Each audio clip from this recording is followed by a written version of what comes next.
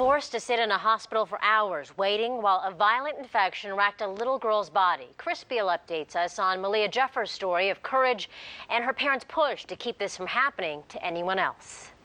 I've been following Malia's story since her amputation 2 years ago, and you'll see she's made a tremendous amount of progress.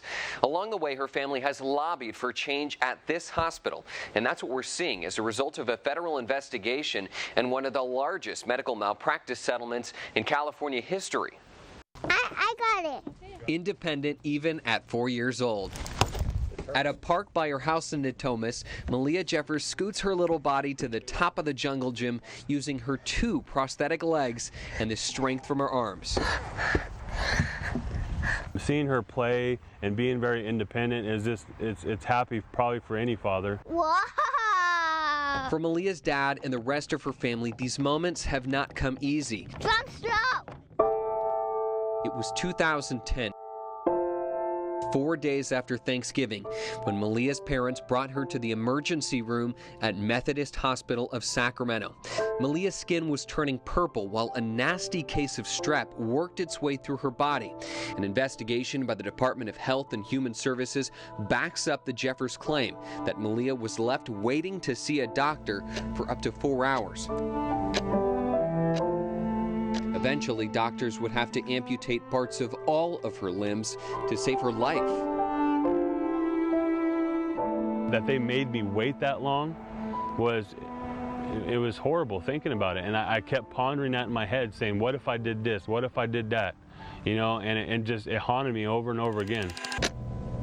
Ryan feels the hospital wasted precious time that could have been spent saving Malia's limbs from amputation. The report by health officials outlines the hospital's deficiencies, saying there's no evidence a nurse kept up with Malia's condition as it worsened. But the hospital also outlines changes it made as a direct result of Malia's case.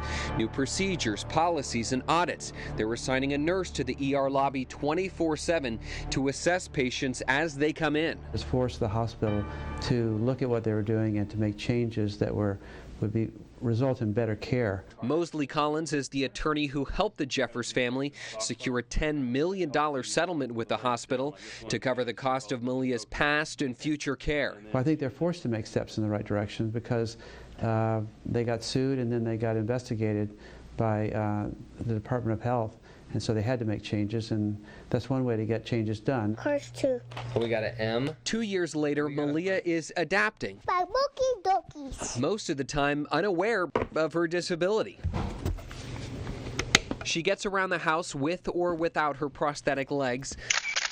Last March, she surprised everyone at her parents' wedding by walking down the aisle on legs she'd been fitted for just the day before. All of my doubt suddenly goes away. Not only just walk down the aisle, but to be happy.